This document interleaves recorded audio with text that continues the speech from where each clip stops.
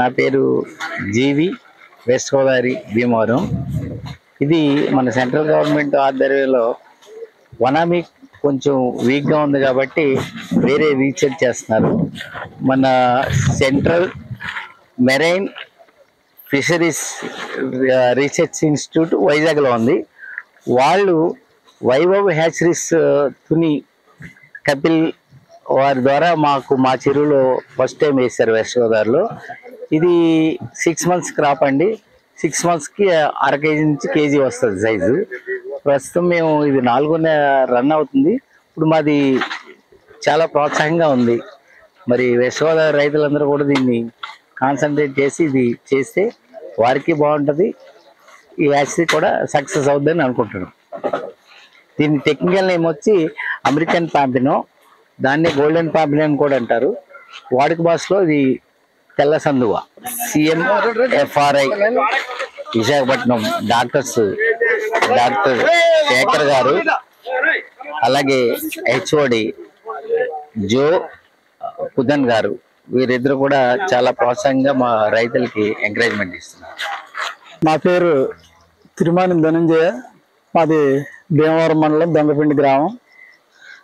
అలాగే మేము కొత్తగా 4 ఎకరాల్లో వైట్ పాంప్లెట్ అంటే తెలుగులో సందువ అంటారు, మీరు వేసి 4 months రన్నింగ్లో ఉంది.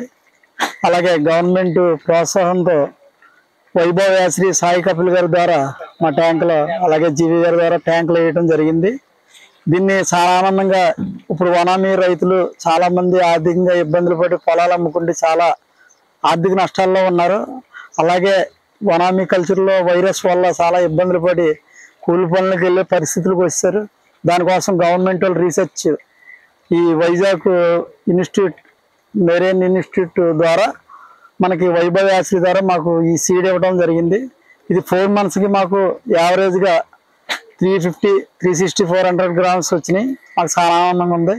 దీన్ని కూడా రైతులు కూడా యాక్టివ్గా చూసుకుని దీన్ని ఎదరికెళ్ళేలాగా 5 monthsలో వనామీ కూడా 3 monthsలో మనకు ఆర్థిక నష్టం లాభం కొందరికి వస్తుంది, కొందరు నష్టపోతున్నారు. అదే వనామీ చేప అయితే మనకి తెలిసిపోతుంది. కాబట్టి మీరు అందరూ కూడా రైతులు కూడా మంచి యాక్టివ్గా ఉండి ఈ తీసుకుంటే మనకి సీడ్ కూడా గవర్నమెంట్ ద్వారా మనకు అందుబాటులోకి వస్తుంది. అలాగే మీరు కాంటాక్ట్ చేయాలంటే వైభవ్ యాశ్రీస్ ద్వారా మనకి డిస్ట్రిబ్యూట్ చేస్తున్నారు. వెస్ట్ గోదావరిలో కూడా ఈ వనామీ ట్యాంకుల లాగా మన కల్చర్లో చేసేలాగా ఇప్పుడు ఫస్ట్ టైం ఇది. దీనికి కూడా ఆక్సిజన్ ప్రాబ్లం ఉంటుంది, ఏరియాటర్స్ వాడవలసిన ఎక్కువ పరిస్థితి ఉంటుంది. దీనికి నాకు ఈవేళ మేము ఇది చూడడం కోసం లాగించి చూడడం కోసం ఇందులో కూడా రేయి కూడా వేసుకోవచ్చు మనం హారికల్చర్ కింద. మాకు చాలా ఆనందంగా ఉంది.